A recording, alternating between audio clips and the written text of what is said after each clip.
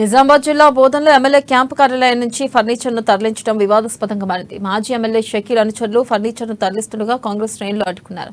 దీంతో ఇరు వర్గాల మధ్య ఘర్షణ నెలకొంది. క్యాంపు కార్యాలయంపై దాడి చేసిన బీఆర్ఎస్ శ్రేణులు ఫర్నిచర్ను ధ్వంసం చేశారు. ఇక బోధన్ ఎమ్మెల్యే క్యాంపు కార్యాలయంలో చోటు చేసుకున్న ఘర్షణపై మరింత సమాచారాన్ని మా ప్రతినిధి నవీన్ అందిస్తారు.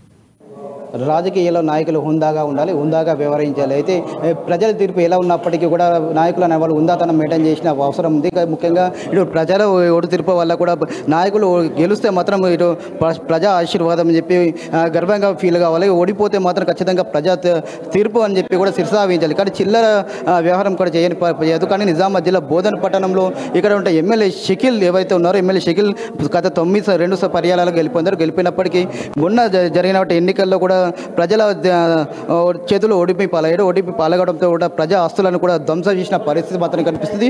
ముఖ్యంగా చూసుకున్నట్లయితే ఇక్కడ చూడు ఎమ్మెల్యే క్యాంపు కార్యాలయం ఇటు ప్రభుత్వ డబ్బుతో క్యాంపు కార్యాలయాన్ని ఏర్పాటు చేశారు. అయితే ఇది క్యాంపు కార్యాలయంలో ఉన్నటువంటి షకీల్ తన ఓటమి పాలైనప్పటికీ కూడా ఇక్కడ చూసుకున్నట్లయితే పూర్తిగా అతని అనుచరులు మాత్రం తమ సామాన్ అంటూ కూడా ఇక్కడ ఉన్నటువంటి ఫర్నిచర్ తీసుకెళ్లడం కానీ దొంగచాటుగా అద్దాలు పలగొట్టడం కానీ పూర్తిగా ప్రజా ఆస్తిని కూడా ధ్వంసం చేసిన పరిస్థితి మాత్రం కనిపిస్తుంది. పూర్తిగా ఇక్కడ చూడొచ్చు పిఓపి కావచ్చు, లైటింగ్ కావచ్చు, ఫ్యాన్లు కావచ్చు, మొత్తం ఎక్కడెక్కడ తీసి పగలగొట్టి ధ్వంసం చేసిన పరిస్థితి కనిపిస్తుంది. ఇక్కడ చూడొచ్చు అసంఘటిత ఎమ్మెల్యే క్యాంప్ ఆఫీస్ అంటే ప్రజలకు మంచి చేసే విధంగా ఉండాలి, ప్రజలకు ఒక వేదికగా మంచి చేసే వేదికగా ఉండాలి. కానీ ఇక్కడ చూసుకున్నట్లయితే పూర్తిగా అసంఘిక కార్యకలాపాలకు అడ్డాగా మారిందని చూడొచ్చు. మనం విజువల్స్ చూస్తున్నాం. పూర్తిగా ఒక కండోమ్ ప్యాకెట్లను కూడా ఇక్కడ ఉన్న పరిస్థితి మొత్తం కనిపిస్తుంది. అయితే దీనిపై మాట్లాడడానికి కాంగ్రెస్ పార్టీ